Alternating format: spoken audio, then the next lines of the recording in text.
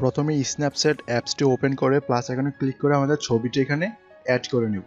Add করার পর আমরা চলে যাব টুলসে আসার পর স্ক্রলিং করে নিচে যাব, খুঁজে নেব ভিনটেজে ক্লিক করার পর আমরা চলে যাব নাম্বার 5 অপশনটাতে। এটাতে আসার পর চলে যাব সেটিংসে আসার পর ব্রাইটনেস 0 রেখে চলে যাব স্যাচুরেশন করে দেব -100। তারপর চলে যাব স্টাইল স্ট্রেংথ, এটাতে আসার পর কিছুটা বাড়িয়ে দেব, 27 রাখলাম। দেন চলে যাব ভিগনিটি স্ট্রেংথ, এটাকে আমরা বাড়িয়ে করে দেব 65 করার পর এটাকে আমরা নিচ থেকে ওকে করে দিব। ওকে করে দেওয়ার পর এখান থেকে চলে যাব লেয়ার বাটনটাতে, আসার পর চলে যাব ভিউ এডিটস, এখান থেকে চলে যাব ভিনটেজ, দেন ব্রাশ। তারপর এটাকে আমরা এখান থেকে কালারটা চেঞ্জ করে নিব।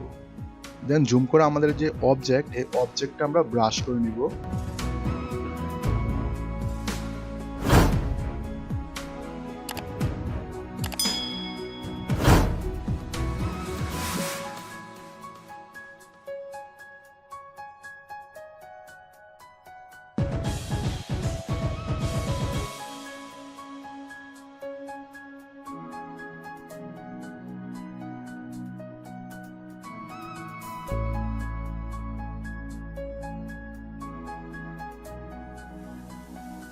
আমি টিউটোরিয়াল বানানোর ক্ষেত্রে আমি খুব তাড়াতাড়ি করেছি, আপনারা খুব ধীরে ধীরে খুব সুন্দরভাবে করবেন। করার পর তারপর এটাকে ওকে করে দিবেন। ওকে করে দেওয়ার পর এখান থেকে অ্যারো চিহ্নতে ক্লিক করে ব্যাক দিয়ে দিন।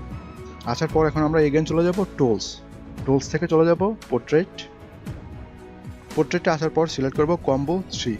তারপর চলে যাব সেটিংসে আসার পর ফেস স্পটলাইট, এটাকে আমরা করে দিব 100। দেন চলে যাব স্কিন স্মুথিং, দেন এটাকেও করে দিব 100।